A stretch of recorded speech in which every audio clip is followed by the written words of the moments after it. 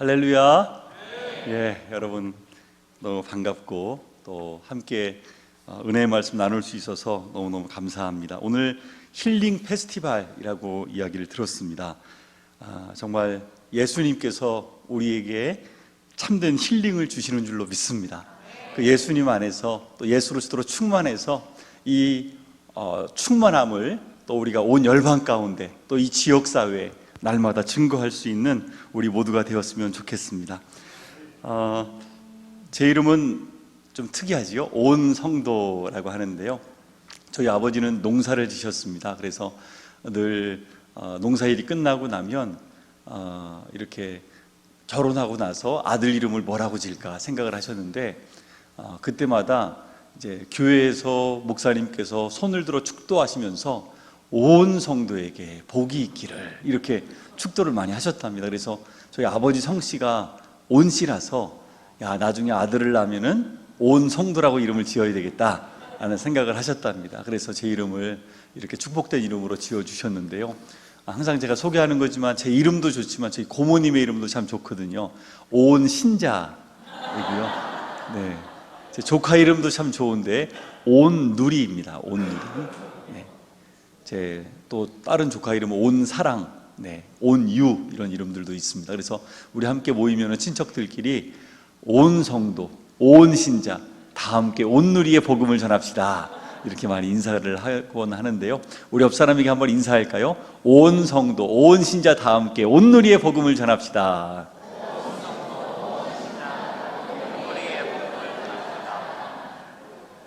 할렐루야. 네, 그렇게 하나님의 사랑과 은혜를 우리가 온 누리에 전해야 될 줄로 믿습니다.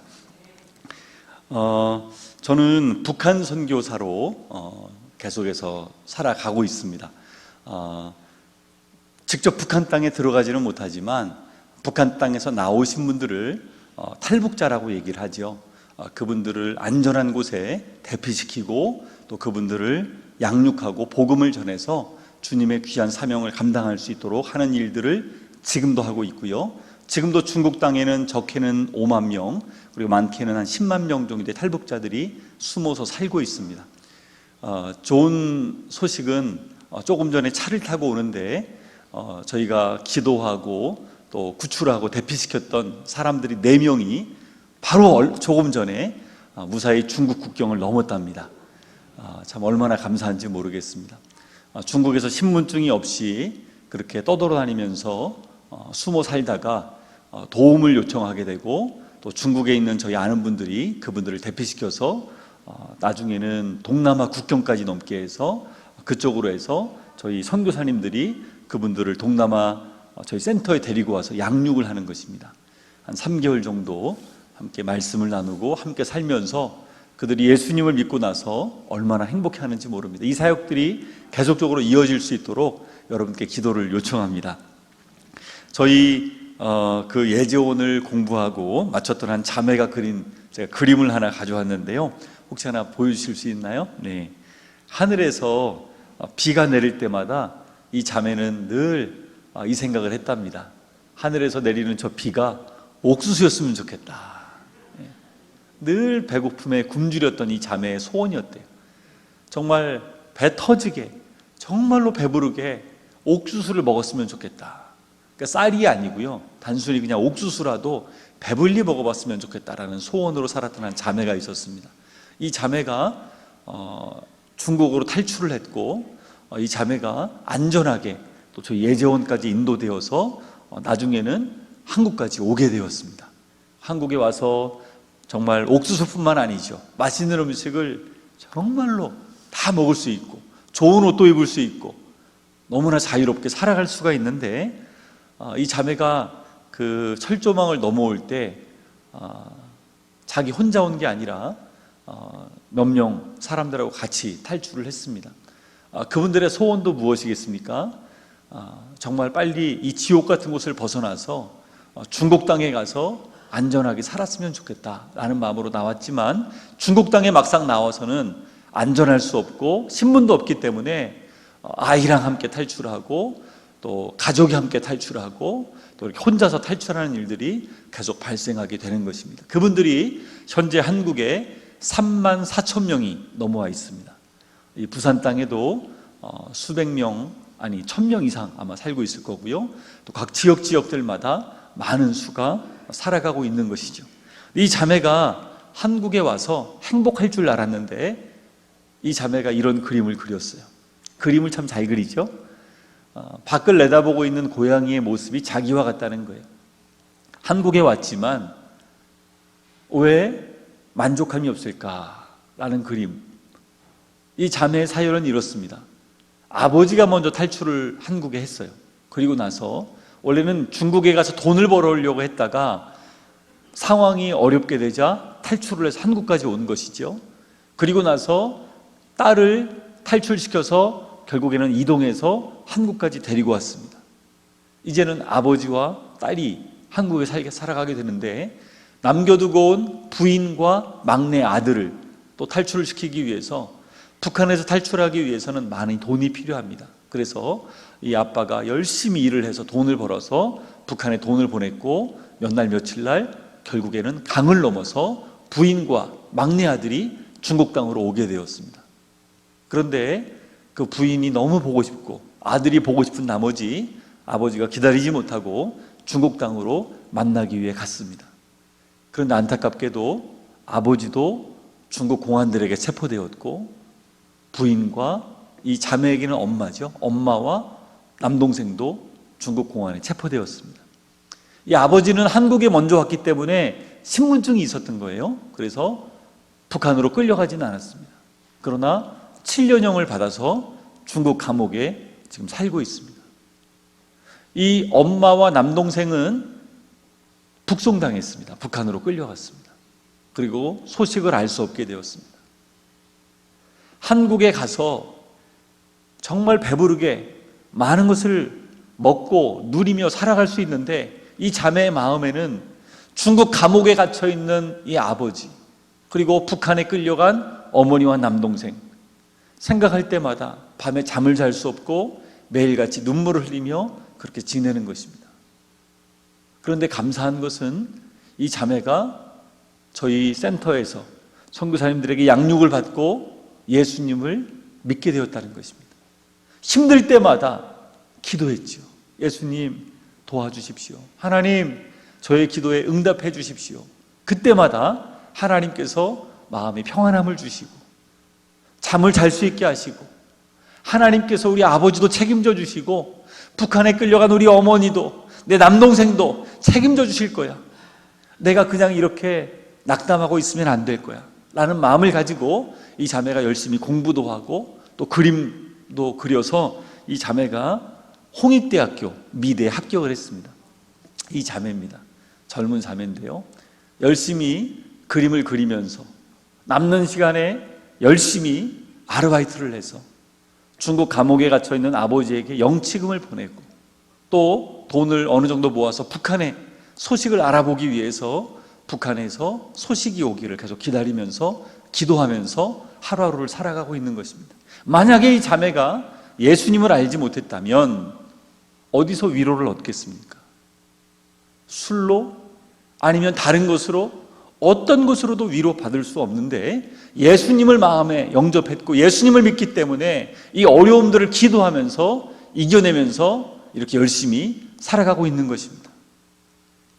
그래서 저는 이 북한 선교를 하면서 또 이 남한에 오신 3만 4천 명의 모든 탈북하신 분들에게도 예수님을 믿어야 참된 행복을 누릴 수 있습니다 라고 얘기를 하고 있는 것입니다.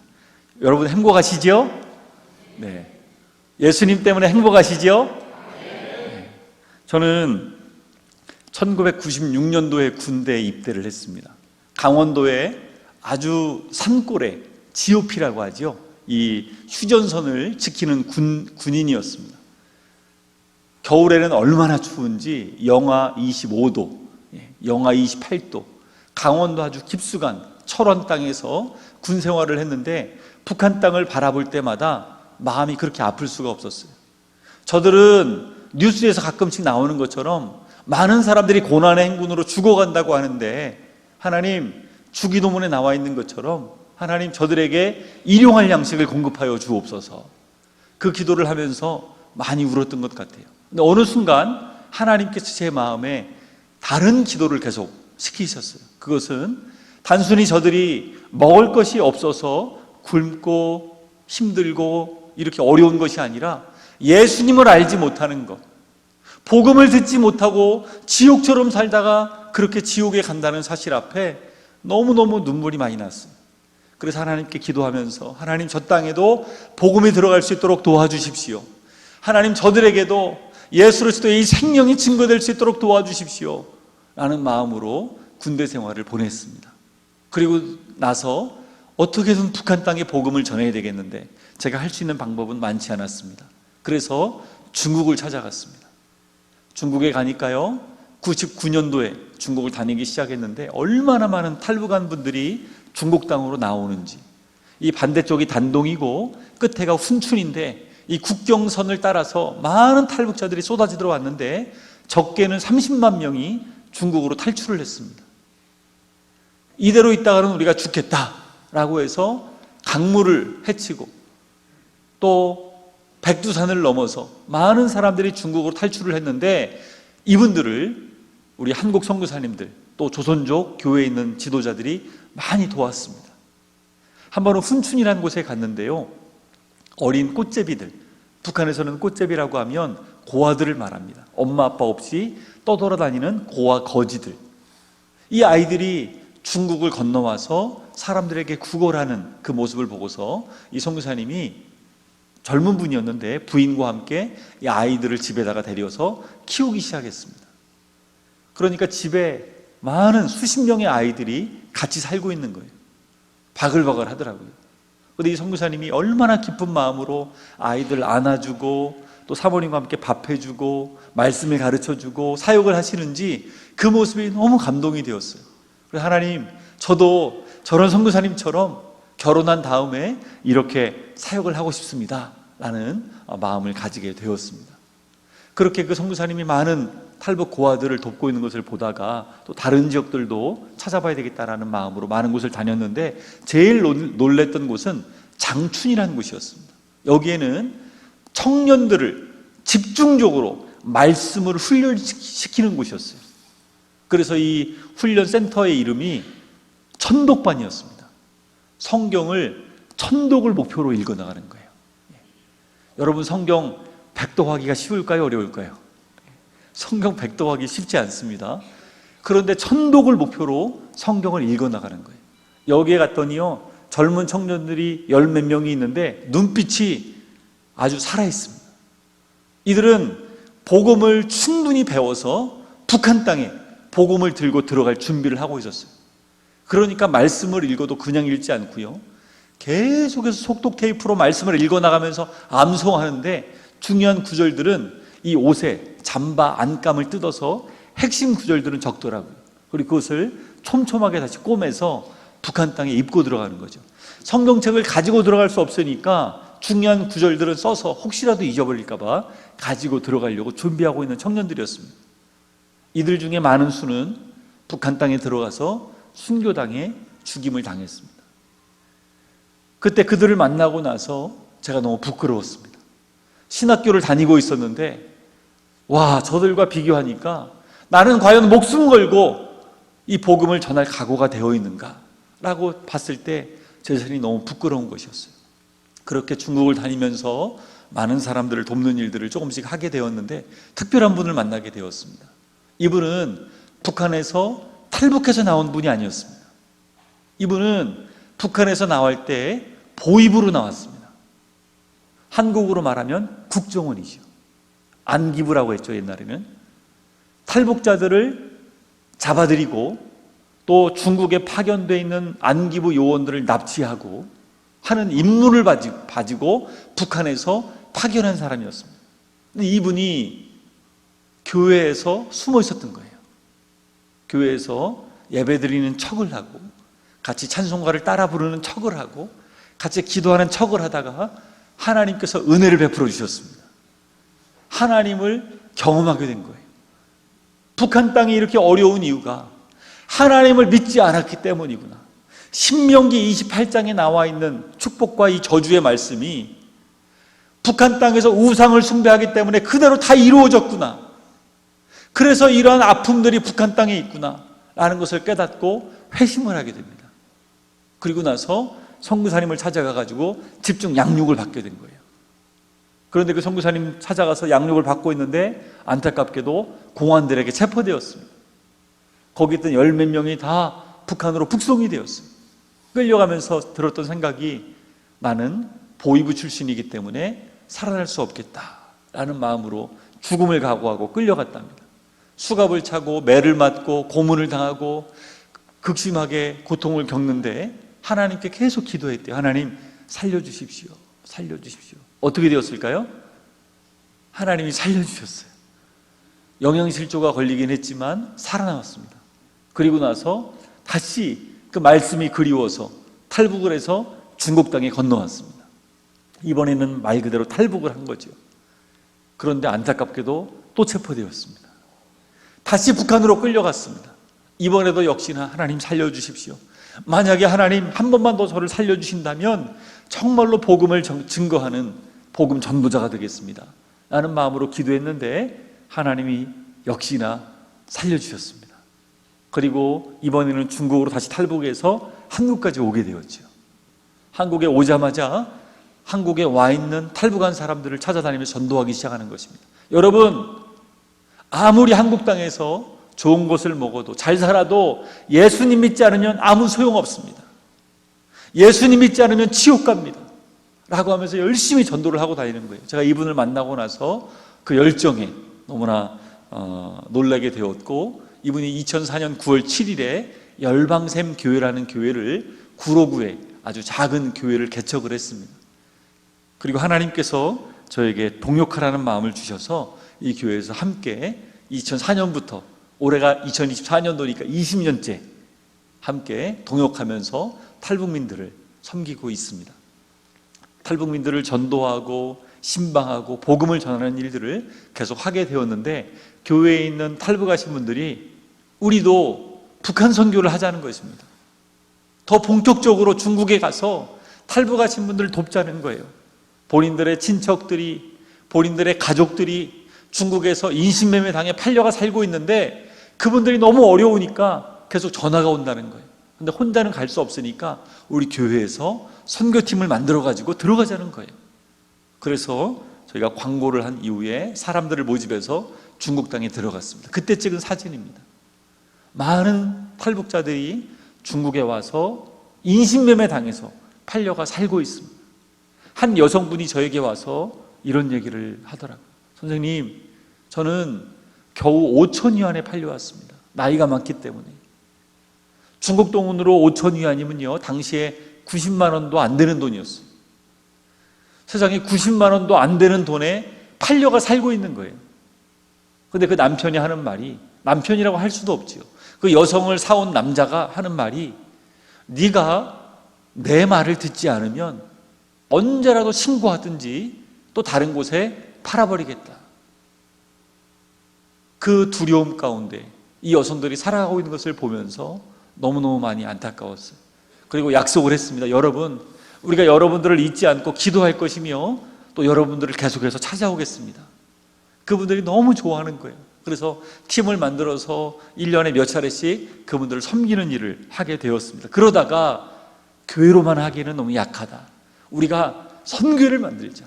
이 작은 탈북민 교회에서 또 다른 선교회를 하나 만든 것입니다. 그것이 통일소망선교회라고 지금까지 저희가 섬기고 있는 선교회입니다. 모여서 기도회를 하기 시작했는데 일주일에 한 번씩 월요일마다 북한 선교 기도 모임이라고 열고 기도회를 했는데 모이는 사람 숫자는 2명에서 3명, 많게는 5명, 10명이 채 되지 않았습니다. 그러나 저희의 소원은, 하나님, 저 중국 땅에 떠돌아다니는, 팔려다니는 수많은 자매들을 더 도울 수 있도록 함께 해주십시오. 저들을 살려주십시오 라고 계속 기도하기 시작했고, 하나님, 저희에게 선교사를 파송할 수 있도록 도와주십시오라고 기도하기 시작했는데 1년 뒤에 2010년도에 선교사를 파송했습니다. 재정이 많아서 파송한 것도 아니고 정말로 열악하게 파송을 했습니다. 그리고 나서 계속 기도했죠. 하나님, 우리 선교사님을 지켜주시고 필요한 재정을 공급해 주십시오. 선교사님이 파송되어서 도움을 요청하는, 두만강을 건너오고 압록강을 건너오고 백두산을 넘어와서 살려달라고 애걸복걸하는 수많은 탈북한 분들이 있는데, 그분들을 데려오기 시작했는데 어쩔 때는 돈이 필요한 거예요. 이분들을 구출해서 동남아를 통해서 한국까지 데리고 도는데 한 사람당 적게는 150만 원, 200만 원, 많게는 한 300만 원의 돈이 필요했어요. 그래서 그 재정이 이 작은 교회에서 없으니까 늘 기도하는 것이죠. 근데 한 번은 전화가 왔어요. 선교사님께. 지금 20대 초반의 젊은 자매 2명이 팔려가기 직전이라는 거예요. 이 인신매매한 남자들이 다른 사람을 데리러 갔다가 옆에 보니까 20대 젊은 자매들이 있는 거죠. 그 2명의 자매를 만약에 돈 400만 원을 주지 않으면 성윤락업소에다가 팔아먹는다는 거예요. 그래가지고 이 선교사님이 전화가 왔어요. 빨리 돈을 보내달라고. 근데 저희가 가진 돈이 있어야죠. 그 큰 돈을 마련할 수도 없고. 그래서 저희가 선교사님, 저에게 돈이 없습니다 라고 기도하고 그냥 계속 있었는데, 하나님께서 우리에게 이런 마음을 주셨어요. 만약에 그 2명의 자매들이 너의 친여동생이라면 어떻게 할 것이냐. 인생이 망가져서 그렇게 비참하게 살도록 내버려둘 것이냐. 그래서 저희가 기도하면서 하나님 도와주십시오, 대출이라도 받아서 보낼 수 있도록 도와주십시오 라고 했는데, 하나님께서 그 돈을 마련하게 해주셨고 그 2명의 자매가 구출되었습니다. 한 자매는 한국에 와서 아기를 1명 낳고 또 1명을 임신 중에 있고요. 한 자매는 미국으로 가서 신학을 공부하고 있습니다. 그때 만약에 그 2 자매를 구출하지 않았다면 어떻게 됐을까요? 생각만 해도 너무 끔찍한 일이었습니다. 저희는 이 센터를 예수제자 훈련원이라고 이름을 붙였습니다. 줄여서 예제원이라고 붙였죠. 여기에 저희가 또 가진 돈이 없기 때문에 사람들을 구출해서 데리고 와서 함께 선교사님이 살아가면 저희가 모금도 하고 또 돈도 마련해서 보내면 그 돈으로 브로커들이 결국에는 동남아 국경을 넘게 하고 한국까지 올 수 있도록 돕는 일들을 하는 사람들이 있어서 돈이 꼭 필요했습니다. 선교사님이 가서 사람들을 양육을 하기 시작했고 이 센터가 2개, 3개로 확장되기 시작했습니다. 그런데 어느 순간 2014년도 8월 달에 중국 감옥에 우리 선교사님들이 다 체포돼 버리고 말았습니다. 한 선교사님만 안전하게 이렇게 나오게 되고 다른 분들은 체포되어서 감옥에 가게 되었어요. 그래서 하나님께 우리가 모여서 하나님, 또 다른 선교사님을 빨리 보내야 합니다. 왜냐하면 우리 자매들이 지금 매일 전화 오고 두려워 떨면서 어떻게 해야 되냐고 묻고 있는데, 하나님 어떻게 해야 됩니까?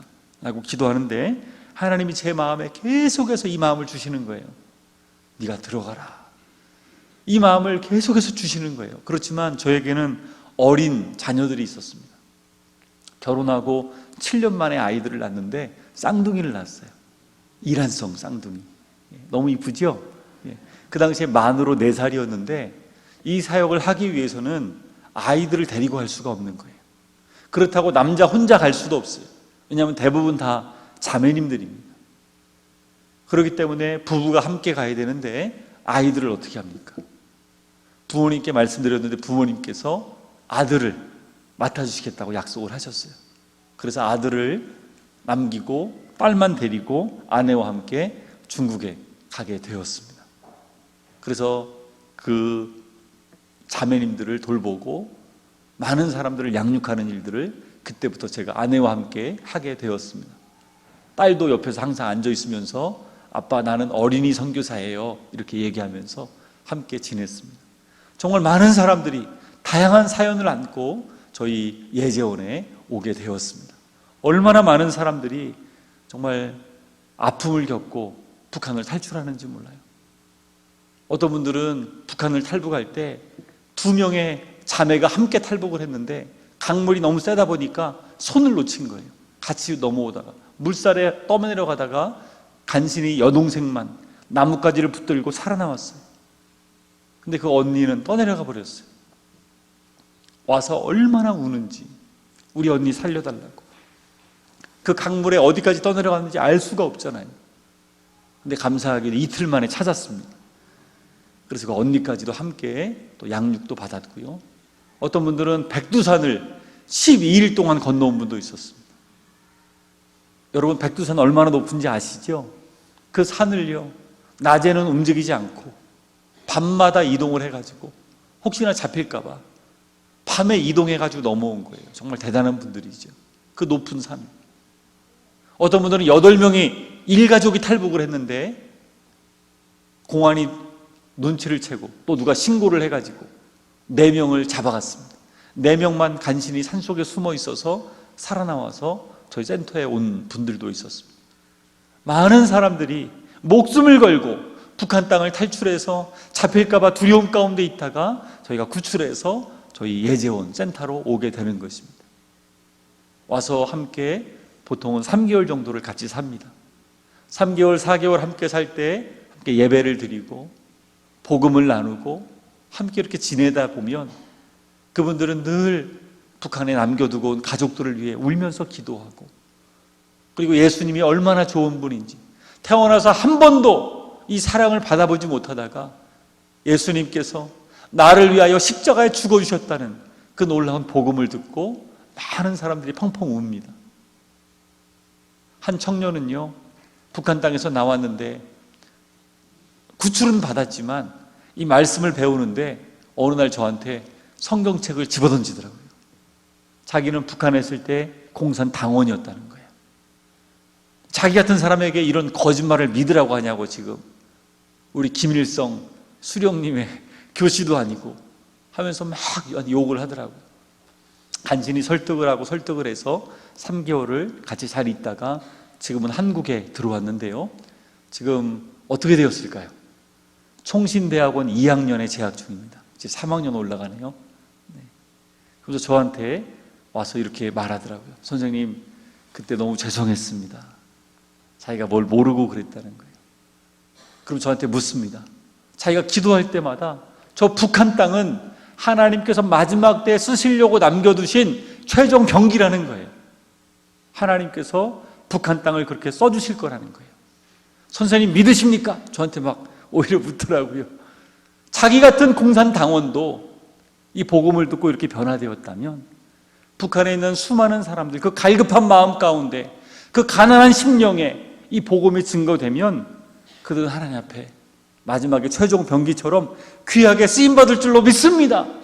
저한테 오히려 이렇게 얘기를 하더라고요. 나도 믿는다고, 함께 기도하자고 이렇게 얘기를 많이 나눴습니다. 많은 사람들이 이렇게 복음을 듣고 결단을 하고 길을 떠나게 되었습니다. 맛있는 음식을 먹고, 대부분 길을 떠나기 전에 형제들의 발은 제가 닦아주고 자매들의 발은 제가 이제 우리 아내가 닦아주고, 그럼 대부분 울어요. 이제 떠나가야 되니까. 중국 땅에서 동남아까지 먼 길을 가야 되고 또 그곳까지 가서도 한국까지 또 가는 길이 있기 때문에 대부분 웁니다. 또 헤어지니까. 그러면 제 딸이 휴지를 가져와서 눈물을 닦아줍니다. 그게 제 딸의 역할이었어요. 예수님을 진정으로 구세주로 영접한 이들에게는 3개월 정도 지난 이후에 저희가 세례를 주었습니다. 1년에 1000명에서 1300명 정도가 2015년, 16년도에 한국에 들어왔는데 저희가 양육한 숫자가 1년에 100명에서 120명 정도 구출하고 양육을 했습니다. 저희 선교회가 지금까지 구출한 숫자, 양육한 숫자가 1500명 가까이 됩니다. 놀라지 않으시는데요. 네. 한 명을 구출하는데 적게는 200만 원에서 300만 원이 들었습니다. 그 수많은 재정을 하나님께서 그때그때 채워주셨어요. 또 하나님께서 그 많은 사람들이 구출받았는데 정말로 안전하게 갈 수 있도록 하나님이 도와주셨어요. 제일 감사했던 것은 우리 말씀 같이 한번 읽어볼까요? 시작. 그런즉 누구든지 그리스도 안에 있으면 새로운 피조물이라 이전 것은 지나갔으니 보라 새 것이 되었도다. 선교사에게 있어서요, 영혼이 변화되는 것을 볼 때 가장 행복합니다. 이분들이 예수님을 믿고 나서 북한에서 받은 상처, 강물을 헤치고 나오면서 산을 넘으면서 두려웠던 그 마음들, 또 중국 땅에 와서도 어떤 자매들은 팔려다니는데 여러 번 팔려다니고 그 고생을 했던 그 마음들이 예수님을 믿고 나서 그리스도 안에서 새로운 피조물로 하나님의 자녀로 완전히 변화되는 그 모습을 볼 때 선교사로서 얼마나 뿌듯하고 보람있고 감사한지 몰라요. 그래서 늘 기도하면서 하나님, 더 많은 영혼들을 구출해서 저들이 하나님의 자녀로 변화되는 것들을 볼 수 있도록 도와주십시오 라고 기도하면서 그렇게 많은 사람들을 양육을 하는 일들을 하게 되었습니다.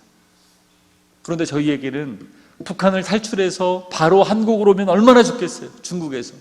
그러나 이분들이 신분증이 없기 때문에 병원에도 갈 수 없고, 그렇다고 기차표를 마음껏 끊을 수도 없고, 그래서 이분들을 가장 안전하게 동남아로 이동을 시켜야 됐어요.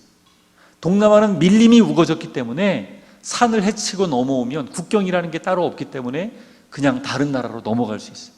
그래서 쿤밍을 지나 라오스를 지나 태국까지, 태국에 가면 국제 난민 수용소가 있거든요.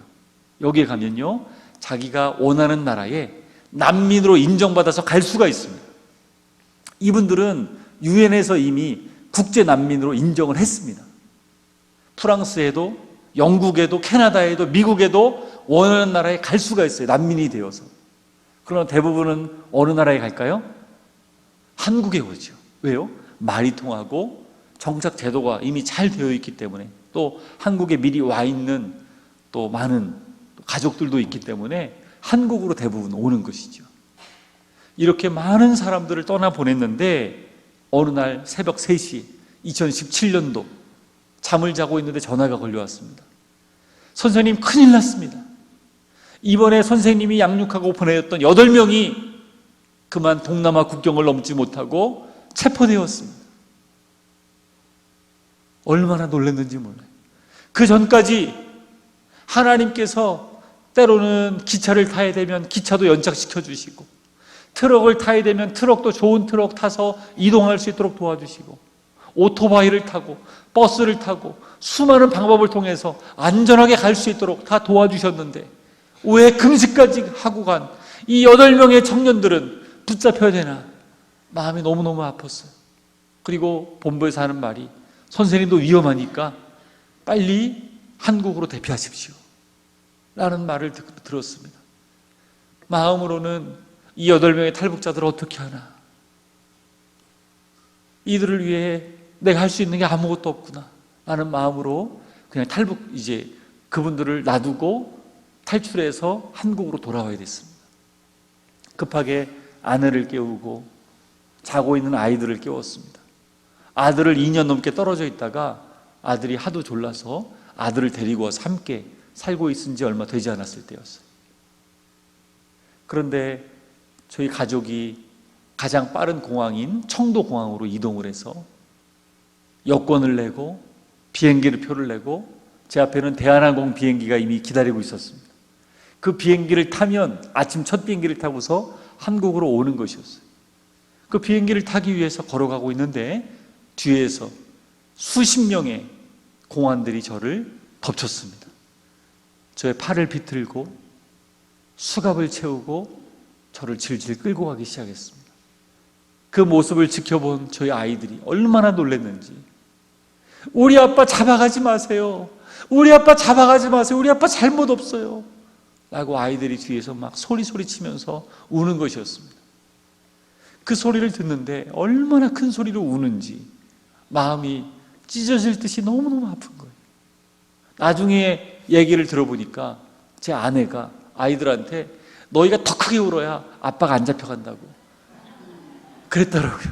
그래서 아이들이 막 더 소리치면서 우는데 그 소리가 제 마음에는 얼마나 아프게 들리는지, 그렇게 끌려가서 취조를 받게 되었습니다. 책상을 내려치며 멱살을 흔들고 사실대로 말하라고, 네가 한 범죄 사실을 사실대로 낱낱이 고하라고 계속 저에게 체근하는데 저는 한마디만 외쳤습니다. 팅부동! 나 모른다는 거거든요. 나 모른다. 팅부동! 계속해서 그 말만 외쳤어요. 그랬더니 이 사람들이 저를 잠도 재우지 않고 계속 힘들게 만드는데 나중에는 저를 고문실에 앉혔습니다. 다리도 쇠사슬로 묶어놓고 팔도 묶어놓고, 2월달이니까 얼마나 추운지 몰라요. 중국 땅에 덜덜덜 떨면서 하나님 저에게 힘을 주십시오, 이겨낼 수 있도록 저와 함께 해주시고 도와주십시오 라는 마음으로 기도하면서 떨고 있었습니다. 한참 있다가 덩치가 큰 형사들이 쭉 들어오는 거예요. 난 이제 죽었구나, 이런 생각도 들고 하나님 앞에 기도하면서 기다리고 있는데 한참 있으니까 제 앞에다가 의자를 하나 놓고 높은 공안 책임자가 들어오더라고요. 그러더니 그 사람이 통역관을 데리고 왔습니다. 그 사람이 저의 문서를 쭉 보더니 제가 별로 협조를 안 해가지고 조사된 게 없으니까 저한테 큰 소리로 말을 하는 거예요. 당신은 한국에서 목사라고 하는데 왜 중국까지 들어와가지고 이런 범죄를 저질렀느냐 하면 저에게 큰 소리로 말을 하는데, 그 이야기를 듣는 순간 저도 모르게 제 마음에서 얼마나 말이 막 나오는지 저도 모르게 큰 소리로 말하기 시작했습니다.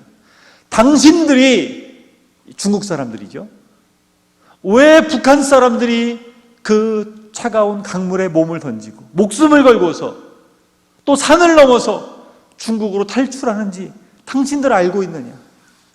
가족들을 먹여 살려야 되기 때문에 희생을 하면서 중국으로 돈 벌기 위해서 나오는 것인데, 여성들은 대부분 달려다니고 고통당하다가 붙잡혀서 북한으로 끌려가고, 남자들은 산속에서 벌목공으로 일을 하지만 돈을 제대로 받지 못하고 또 공안에게 체포되어서 끌려가서 북한에서 죽어가는 사람들이 얼마나 많은지 당신들이 알고 있느냐고 저도 모르게 울분에 차서 막 큰 소리로 얘기하기 시작했습니다. 제 이야기를 그들이 한참을 듣고 있더라고요. 통역이 계속 통역을 해주고. 근데 제 이야기가 한참 끝난 다음에 공안 책임자가 저에게 이런 얘기를 했습니다. 나도 북한 사람 불쌍하다. 근데 그 말을 제가 알아들을 수 있는 한국말로 하는 거예요. 너무 놀라가지고 물어보니까 이 사람이 하는 말이, 자기가 너무너무 싫었는데 아버지가 억지로 자기를 조선족 중학교, 조선족 고등학교에 보냈다는 거예요. 한국말 배우라고. 그래서 이 사람이 나이가 지금은 많이 들어서 한국말을 잘 말할 수는 없지만 알아듣는 것은 거의 다 알아듣는다는 거예요.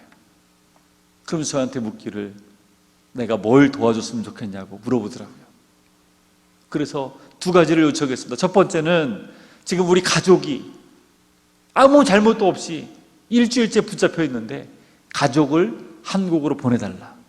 두 번째는 이 체포된 8명의 탈북자들은 한국으로 가다가 체포되었기 때문에 만약에 이들이 북한 땅에 그대로 끌려가서 이 문건이 공개된다면 이들은 다 총살당해 죽을 것이다.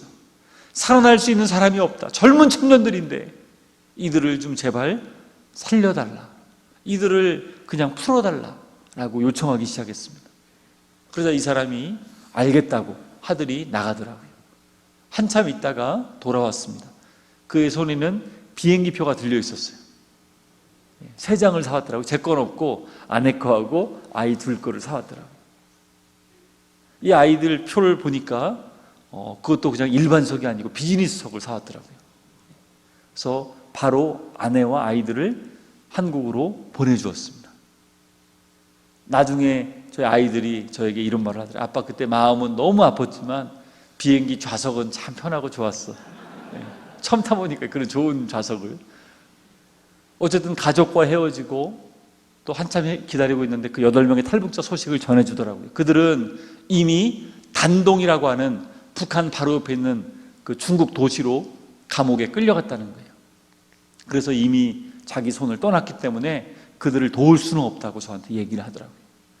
그리고 저도 그들하고 공범이기 때문에 또 그들을 데리고 가다가 잡힌 많은 브로커들이 있었는데 그들이 다 체포되어 가지고 그 감옥에 있는데 저도 거기 끌려가 가지고 조사를 새롭게 받아야 된다는 거예요.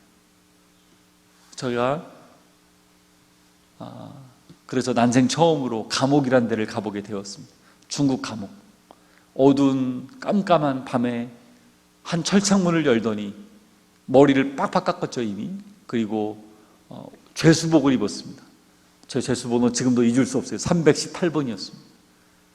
이제 졸지에 죄수가 되어가지고 감옥에 갇히게 되었습니다. 하루 종일 일과가요 가운데 쪼그려 앉아가지고 앞사람 등에다가 무릎을 붙이고 앉아서 아침부터 저녁까지 하루 종일 앉아있는 거예요. 하루가 얼마나 길게 느껴지는지요. 쪼그려 앉아서 하루를 버티는 게 그 자체가 고문이었어요. 하루하루 그렇게 시간을 보내는 겁니다. 근데 저한테 이런 말을 하는 거예요. 재판을 받게 될 텐데 3개월이 걸린다. 3개월 동안 여기 갇혀 있어야 된다는 거예요. 매일 철창문을 바라보면서 하나님께 기도하면서 또 갇혀있는 그 8명의 탈북자를 위해서 바로 옆에 갇혀 있으니까 울면서 기도하면서 하루를 보내는 것입니다. 그런데 이 감옥 생활이 혼자 그냥 갇혀있는 독방이 아니고 여러 명이 같이 갇혀있는 이게 방이다 보니까 한 감방마다 20명이 넘게 있습니다. 같이 이렇게 쪼그리고 자야 되고 같이 지내야 되는데 이 사람들끼리 얼마나 많이 치고받고 싸우는지 매일 싸움이 일어나고 매일 욕설이 난무하고 피가 튀는 그런 곳에서 하루를 보내야 되는 거예요. 음식도 여기는 재판을 받기 전까지 있는 곳이기 때문에 제대로 주지 않아요. 그래서 나가면 어머니가 담궈주신 김치를 한번 먹고 싶다 이런 생각도 하고 밥도 한번 실컷 먹었으면 좋겠다. 손목은 점점 가늘어지고 엉덩이는 물집이 다 잡히고 또 이빨을 치료하다가 이제 있었는데 감옥에 갑자기 가게 되니까 이빨 치료를 못 받았잖아요. 그러니까 땜질 임시로 해놓은 게 떨어진 거예요. 신경을 건드리니까 잇몸이 부어오르기 시작했습니다. 그리고 또 좁으니까 움직이다가 누구랑 부딪혀가지고 안경이 깨졌어요. 감옥 안에 갇혀서 안경을 새로 고칠 수 있나요? 이빨을 치료받을 수 있나요? 화장실을 한번 마음껏 갈 수 있나요? 제대로 먹을 수 있나요? 위생 상태도 안 좋고 여기서 3개월 동안 버텨야 되는 거예요. 하루하루 보내는데 하루가 정말 1년처럼 느껴질 정도로 그렇게 힘들게 드디어 3개월을 보냈습니다. 그리고 나서 저에게 통지서가 드디어 날라왔습니다. 옆에 있는 죄수들을 보니까 통지서에 재판 날짜가 써 있어요. 그리고 저도 재판 날짜가 써 있는 줄 알았더니 제 거에는 좀 다르게 써 있었어요. 이렇게 써 있었어요. 재판이 연기되었으니 6개월을 더 기다려라. 3개월을 간신히 버텼는데 저는 중범죄자라는 거예요. 그냥 일반 범죄자가 아니고. 그렇기 때문에 재판이 계속 연장된다는 거죠. 재판도 받지 못하고 매일 싸움이 벌어지고 날씨가 더워지니까 벌레도 얼마나 많은지 모기에게 뜯기고 잠을 제대로 잘 수 있나요? 두통도 심해지고 하루하루 힘들게 버티고 있는데 검찰에서 이번엔 나와가지고 저에게 선고를 내렸습니다. 우리 중국 법에 의하면 10명을 다른 나라로 미입국시키면 그 사람은 7년형에 처한다. 그런데 당신을 조사하다 보니까 적게는 수십 명, 많게는 수백 명을 다른 나라로 미입국을 조직해서 이런 범죄를 저질렀기 때문에 당신을 20년에 구형한다. 당신의 석방 날짜 2037년 2월 23일. 올해가 2024년이 되었죠. 만약에 감옥에 있었다면 저는 2037년까지 나오지 못할 거였는데 이렇게 빨리 나왔습니다. 그 이야기를 듣는 순간 처음에 들었던 생각은 내 인생이 끝났구나라는 것이었어요. 과연 여기서 내가 나갈 수 있을까라는 생각들. 감옥 뒤에 작은 창이 하나 있었는데 새가 날아가는 모습 보면서 자유가 얼마나 소중한지, 가족들을 만나고 내가 가고 싶은 거 갈 수 있고 연락할 수 있다는 것이 얼마나 이 자유가 소중한지가, 예배를 마음껏 드릴 수가 있나요? 말씀을 읽을 수가 있나요? 찬양을 할 수가 있나요? 아무것도 하지 못하고 매일 쪼그려 앉아있는 그 생활을 해야 된다는 생각 때문에 너무너무 힘들었습니다.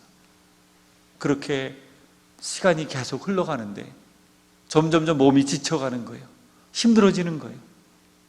그런데 하나님께서 동일한 구절을 계속 떠올려 주셨어요. 그 말씀이 오늘 우리가 읽었던 본문 말씀의 고린도후서 4장 7절인데요. 우리 같이 한번 읽어보겠습니다. 시작. 우리가 이 보배를 질그릇에 가졌으니 이는 심히 큰 능력은 하나님께 있고 우리에게 있지 아니함을 알게 하려 함이라. 아멘.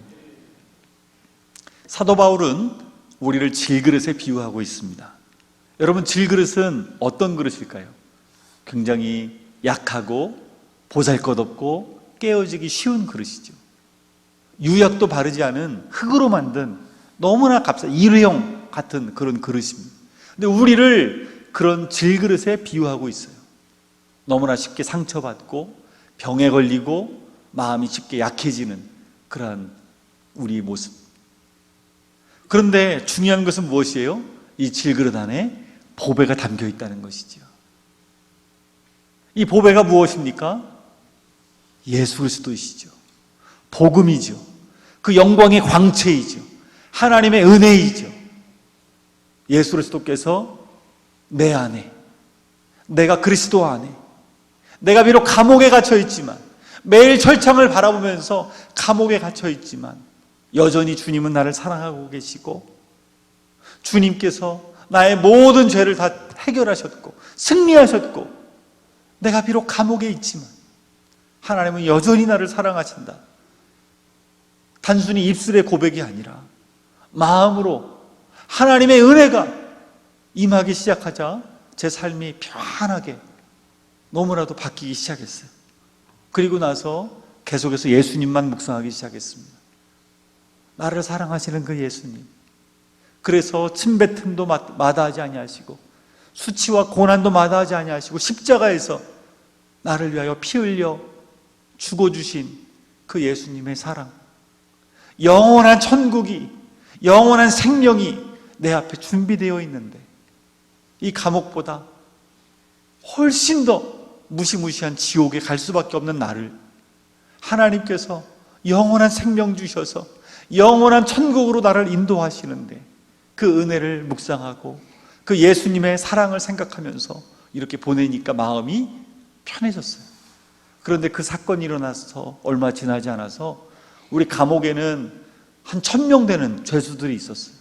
이 죄수들 중에 가장 흉측한 사람이 있었어요. 가장 무서운 사람. 그 사람은 중국에서 알아주는 깡패 두목입니다. 한국으로 하면 조폭이죠. 조폭 두목입니다. 이 사람이 큰 죄를 짓고 감옥에 끌려와 있는 거예요. 간수들도 이 사람을 함부로 할 수 없는 그런 사람입니다. 거물이죠. 근데 이 사람이 부하 2명을 저한테 보냈어요. 끌고 오라고. 덩치가 큰 사람들이 제 팔을 붙잡고 끌고 가는데, 끌려가면서 내가 뭘 잘못했나 하면서 끌려갔어요. 그러니 저를 끌고 오더니 그 죄수들이 많이 모여 있는 거예요. 저를 앞에 세우라는 거예요. 그러더니 그 조폭 두목이 큰 소리로 저에게 외쳤어요. 싸이의 강남스타일, 그 노래를 부르라는 거예요. 한국 노래. 자기가 감옥에 오기 전에 많이 들었는데 자기는 그 노래를 좋아한다는 거예요. 갑자기 싸이의 강남스타일 노래를 부르라고 하는데 제가 솔직하게 말을 했죠. 나는 그 노래 제목만 알지 가사를 모른다. 그랬더니 그러면은 네가 알고 있는 한국 노래를 다른 노래 부르라는 거예요. 그래서 제가 생각하다가 군대에 있을 때 제가 제일 좋아했고 많이 불렀던 노래가 떠올라서 알겠다고, 다른 노래 부르겠다고 하면서 노래를 부르기 시작했습니다. 어두운 밤에, 캄캄한 밤에 새벽을 찾아 떠난다. 이 찬양 아시죠, 여러분? 실로암이라는 찬양이 군대 가면 참 많이 부르는 노래인데요. 그 찬양이 떠올라서 앞에서 그 노래를 힘차게 불렀습니다. 그랬더니 조폭 두목이 박수를 치면서 자기가 한국 노래 많이 들어봤는데 못 들어본 노래라는 거예요. 근데 너무 좋다고 한 번만 더 불러달라고 하더라고요. 그래서 한 번 더 힘차게 불렀습니다. 며칠 있다가 또 저를 찾는 거예요. 그러더니 또 다른 노래 없냐는 거예요. 그래서 앞에 나가서 또 있다고 또 노래를 부르기 시작했습니다. 나의 등 뒤에서 나를 도우시는 주. 나중에는 밤에 잠을 자기 전에 생각을 하는 거예요. 또 다음날 특송을 시키면 내가 어떤 노래를 불러야 될까? 내일은 내가 죄에서 자유함을 얻게 하면 이거 불러야 되겠다. 그래서 혼자 연습을 하는 거예요. 밤에 자기 전에 죄에서 자유를 얻게 함은, 그러면서 정말로 연습을 하면 또 다음날 저를 부르는 거예요. 또 와서 노래를 부르고, 나중에 이 조폭 두목이 저를 따라다니면서 자기가 한국 드라마를 많이 봤다는 거예요. 자기는 한국을 좋아한다는 거예요. 그러면서 한국어를 배우고 싶다는 거예요, 저한테. 그래서 저한테 한국어를 가르쳐달라고 계속 쪼르는 거예요. 그래서 할 수 없이 그 사람을 앉혀놓고 한국어를 가르쳐주기 시작했습니다. 안녕하세요, 감사합니다, 니하오, 시에시에 이런 말 병행하면서 계속 가르쳐줬습니다. 나중에는 이 사람도 저에게 중국말을 이제 같이 하니까 점점 제 중국말도 늘어가기 시작하더라고요. 제가 그동안에는 북한 분들만 주로 대상했기 때문에 중국말의 기초적인 것밖에 몰랐거든요. 그래서 소통이 잘 안 됐는데 이 사람에게 한국말을 가르쳐주고 저는 중국말을 배우면서 중국어가 느는 거예요. 나중에 제가 알게 된 사실은 이 사람이 알려준 중국어에는 대부분 욕이 섞여 있어요. 잘못 배웠어요. 근데 어쨌든 중국어가 능통해지다 보니까 복음을 전하게 되더라고요. 하나님, 이 은혜를 저에게 주신다면 이 감옥에 있는 1000명의 죄수들에게 복음을 전한 것을 제가 사명으로 알고 예수님을 전하고 복음을 전하면서 제가 감옥 생활 하겠습니다 라고 기도를 했어요. 그런데 제 마음에는 늘 아쉬움이 있었어요. 그것은 성경책이 없다는 것이었어요. 저는 아직 재판을 받기 전인 미결수기 때문에 성경책을 받을 수가 없는 거예요. 하나님께서 계속 위로를 주시고 은혜를 주시지만 늘 마음 가운데는 성경책을 너무너무 받고 싶은 거예요. 하나님께서 어느 순간 저에게 성경책도 간수를 통해서 받을 수 있도록 은혜를 주셨어요. 사도 바울은 말씀을 읽어보면 여러분 아시겠지만 어마어마한 고난을 받았습니다. 그런데 고린도후서 1장 5절에 말씀하고 있습니다. 그리스도의 고난이 우리에게 넘친 것 같이 우리가 받는 위로도 그리스도로 말미암아 넘치는도다. 여러분, 우리가 고난을 이만큼 당하면요, 하나님은 더 큰 위로를 우리에게 부어주십니다. 여러분이 당하고 있는 문제들, 고난들 이해할 수 없지만 하나님이 여러분을 책임지십니다.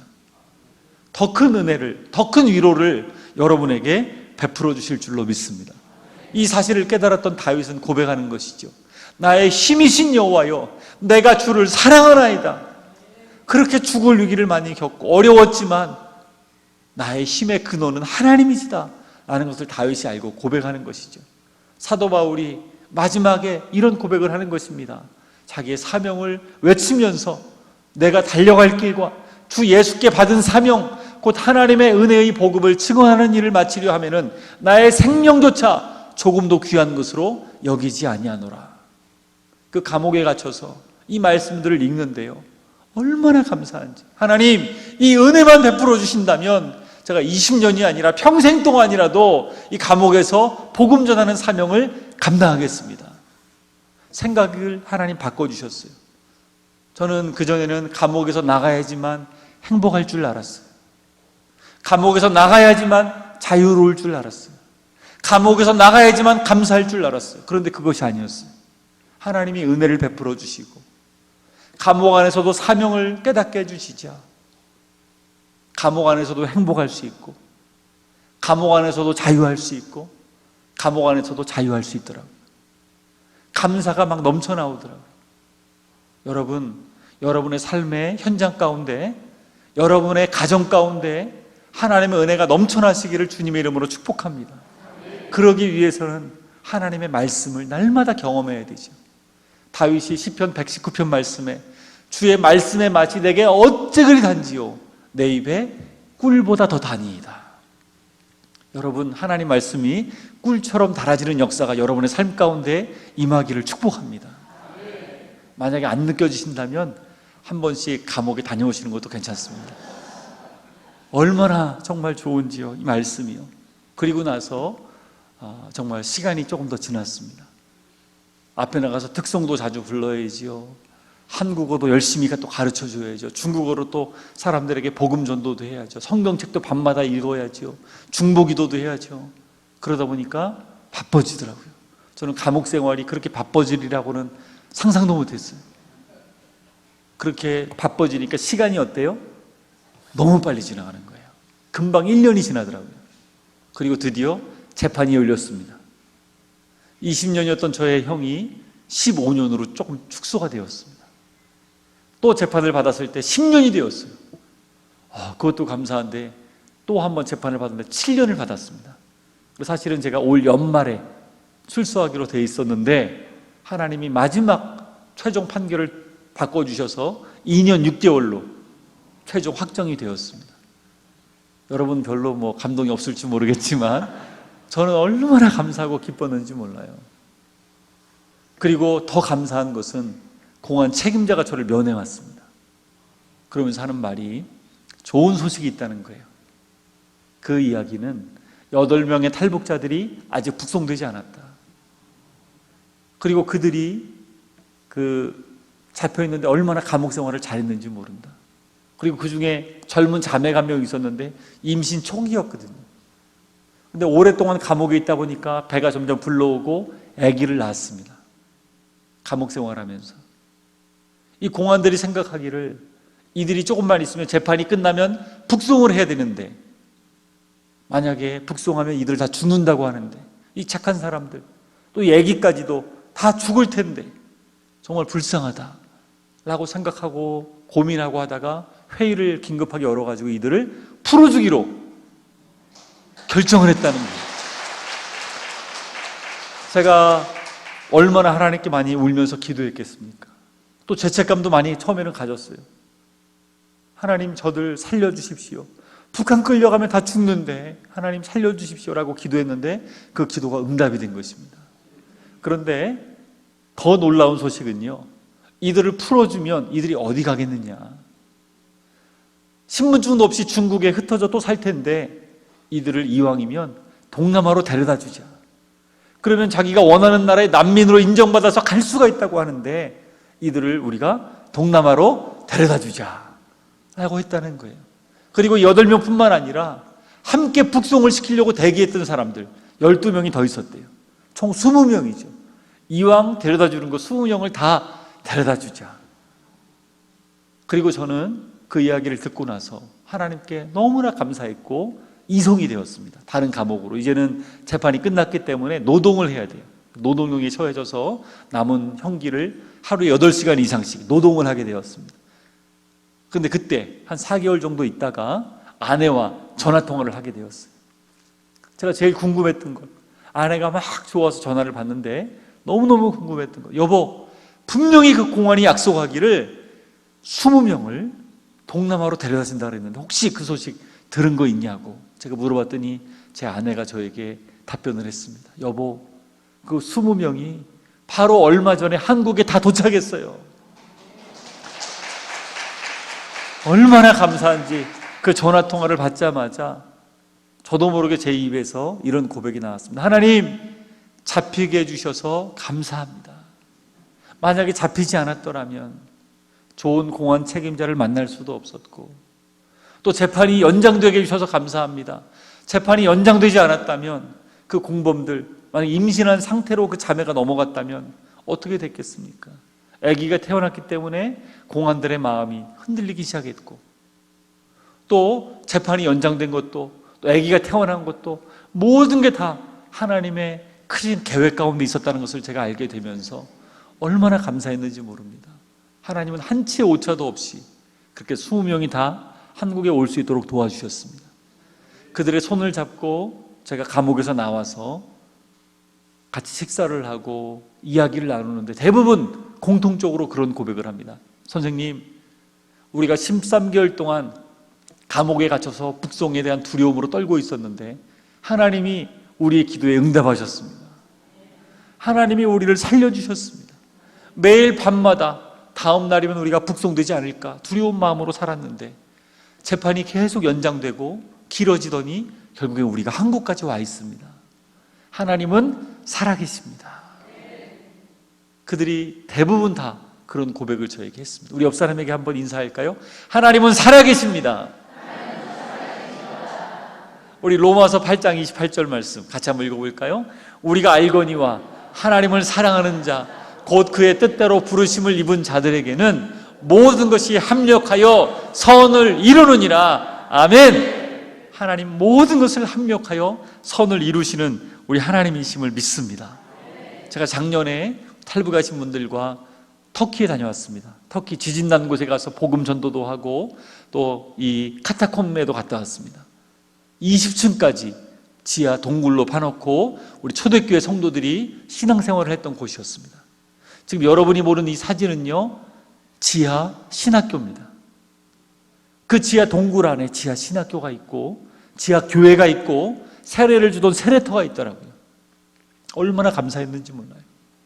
이들이 신앙생활하면서 비록 고난 가운데 있었고 어려움 가운데 있었지만 하나님이 이들을 붙들어 주셨고 이들을 통하여 수많은 사람들에게, 로마에 있는 사람들에게 복음이 전해질 수 있도록 하나님 은혜를 베풀어 주신 것이죠.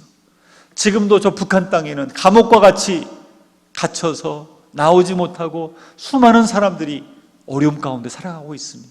여전히 겨울을 보내면서 여기보다 훨씬 더 춥습니다. 영하 40도까지 내려가는 곳이 있대요.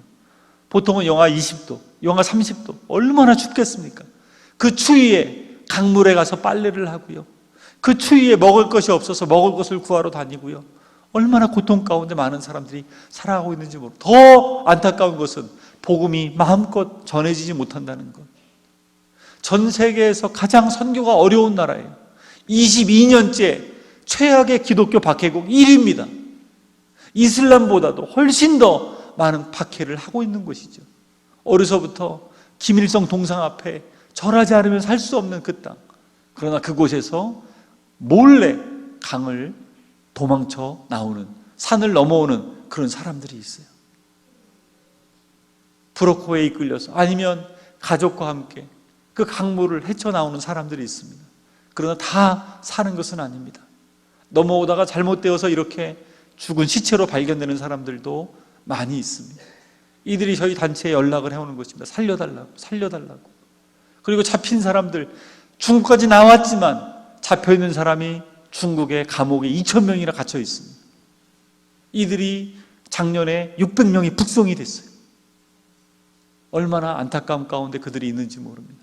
또 북한에, 한국으로 오지 않고 북한에 다시 들어가서 복음을 전하겠다고 들어간 북한 지하 성도들이 또 많이 있습니다.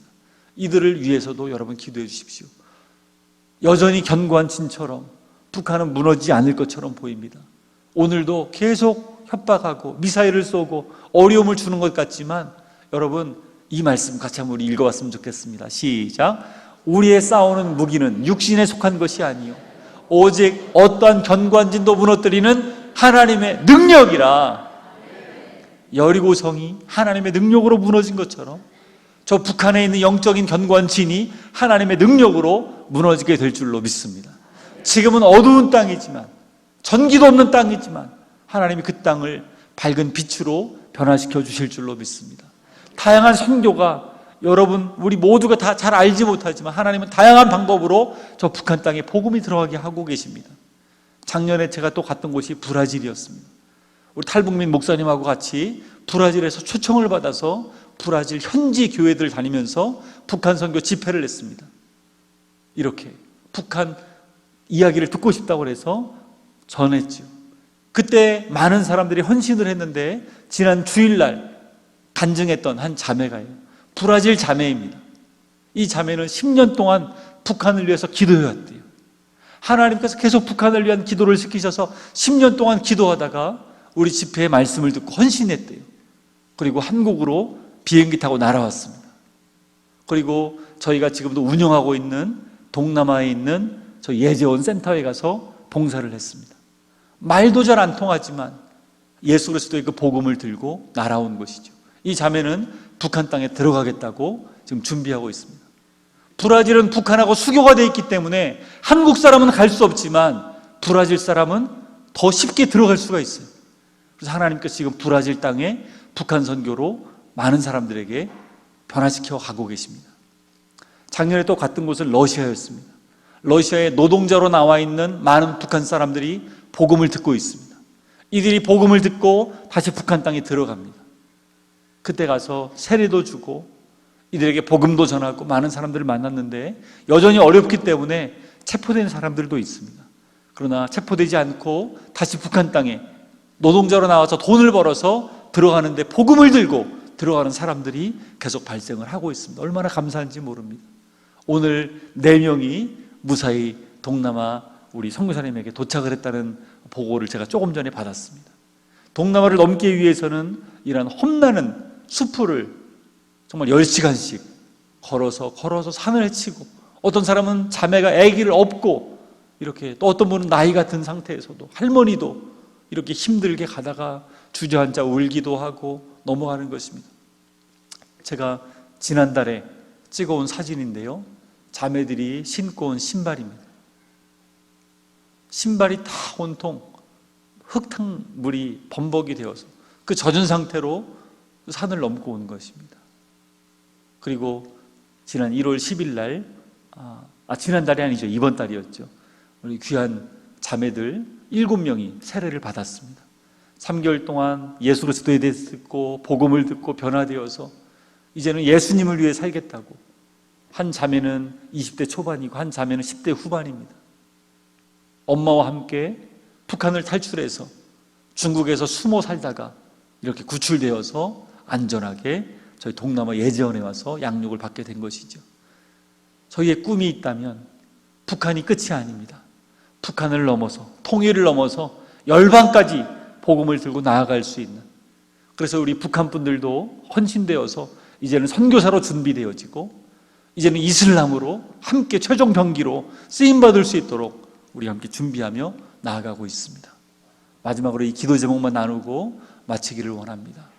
여러분, 탈북자분들 아직도 중국 땅에는 적게는 5만 명, 많게는 10만 명이 숨어 살고 있습니다. 여러분, 이들의 안전을 위해서, 이들의 생명을 지켜달라고 여러분 기도해 주십시오. 절대로 잡히는 일 없도록. 지금도 2,000명이 잡혀있고 600명은 북송을 당했는데 하나님, 잡혀있는 이들 다 풀려날 수 있도록 기적처럼 정말로 주님 풀려날 수 있도록 감옥문을 열어달라고 여러분 기도해 주십시오. 또 중국 땅에 인신매매로 팔려가 있지만 정말 저희가 이들을 평강공주라고 부릅니다. 그러면서 이들이 복음을 들을 수 있도록 온라인으로 복음을 전하고 또 조선족 사역자들이 복음을 들고 중국 땅에 들어가서 이들에게 복음을 전하고 있습니다. 이 사역을 통해서 많은 탈북하신 분들도 중국 땅에 살아가지만 비록 팔려왔지만 복음 듣고 참된 소망을 얻을 수 있도록 여러분 기도해 주십시오. 세 번째로, 북한의 견고한 진, 언제 무너질지 우리 알 수 없습니다. 그러나 주님께서 영적으로 견고한 진 무너뜨려 주시고 복음으로 통일될 수 있도록 도와달라고. 오직 복음으로 통일되어야 됩니다. 여러분, 하나님께서 친히 이 복음 통일을 이루어달라고 여러분 기도를 부탁드립니다.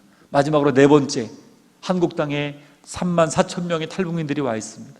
이들이 얼마나 귀한 존재인지 모릅니다. 그러나 더 소중한 것은 이들이 보배 되신 예수 그리스도를 만날 수 있도록, 그래서 예수님 믿고 거듭날 수 있도록, 예수님의 좋은 군사로 잘 준비될 수 있도록, 왜 이 땅에 왔는지를, 정체성을 깨달아 알 수 있도록 은혜를 베풀어 달라고 여러분에게 기도를 요청합니다. 혹시 함께 합심해서 한번 기도해도 될까요? 네. 이 기도 제목 4가지 가지고 여러분 지금도 저희에게 살려달라고 도움을 요청하고 있는 그런 탈북자들이 중국 땅에 많이 있습니다. 이들은 하루하루가 얼마나 두렵겠습니까? 또 감옥에 갇혀 있는 이들, 바로 지난주에도 몇 명이 체포되어서, 저희 팀은 아니었지만 다른 선교단체에서 구출하다가 체포된 사람들이 5명이나 감옥에 지금 갇혔다고 연락이 왔습니다. 얼마나 안타까운지 모릅니다. 동남아로 넘어오다가 공안들의 추격을 받아서 또 체포되는 사람도 가끔씩 나타나게 됩니다. 하나님, 절대로 체포되지 않도록 이들을 안전하게 보호하여 주시옵소서. 그리고 체포된 이들 다 풀려날 수 있도록 도와주시고, 저 북한 땅 주님 손에 올려드리면서 우리가 함께 예배드릴 수 있는 그날, 함께 마음껏 복음 전할 수 있는 그날이 속히 오게 해달라고 또한 기도했으면 좋겠습니다. 이러한 수많은 일들을 하나님 이루어가고 계신데 우리 귀한 부산 동북교회도 이 귀한 일에 함께 기도로 동참할 수 있도록 은혜를 베풀어 주옵소서. 또 우리를 사용하여 주옵소서. 우리 함께 주여 한번 외치고 함께 기도하며 나갔으면 좋겠습니다.